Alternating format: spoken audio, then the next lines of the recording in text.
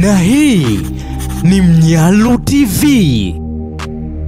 Meneja wa Manchester United Ruben Amorim amedaiwa kuweka wazi hisia zake kwa bodi ya Manchester United kuhusu kuuzwa kwa kiungo Bruno Fernandes, huku ukiwa na madai kwamba Real Madrid iko tayari kuvunja rekodi ya uhamisho ya mashetani wekundu ili kumsajili nyota huyo wa Kireno, ingawa bado kuna changamoto ambazo zinapelekea usajili huo kukwamishwa.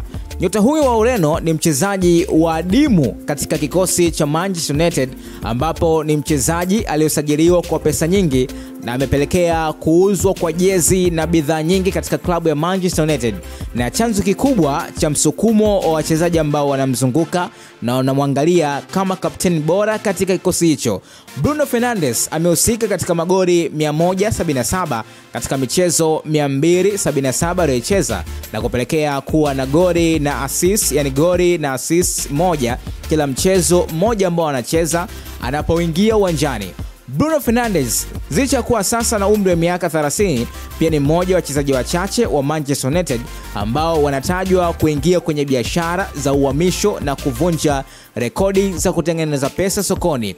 Kutokana na hali hiyo, uvumi weekend hii kwamba Real Madrid walitayarisha kiasi cha pound milioni 90 ambao ni euro milioni 107 au dola milioni 116 kwa nahodha huyo wa mashetani wekundu. Kuna uwezekano wa kushuka sana na mashabiki ambao wanajua vyema umuhimu wa nahodha wa klabu ya Manchester United Bruno Fernandes, na ingawa hatua hiyo imekuwa ngumu na inatajwa kuvunja rekodi ya usajili kwa United kama jambo hilo litakamilika, na swala la pesa ambazo zinatumika kwa Amorim, ameweka wazi kwamba wanachama wenzake wa bodi ya Ineos kwamba kuuzwa kwa mchezaji huyo itakuwa kosa kubwa katika kikosi cha Manchester United. Kiufupi, klabu ya Manchester United haiko tayari kumpoteza Bruno Fernandes, lakini Bruno mwenyewe amefurahia mafanikio ambayo ameyapata katika klabu ya Manchester United, na klabu ya Real Madrid imeonyesha nia ya kumpata kiungo huyo.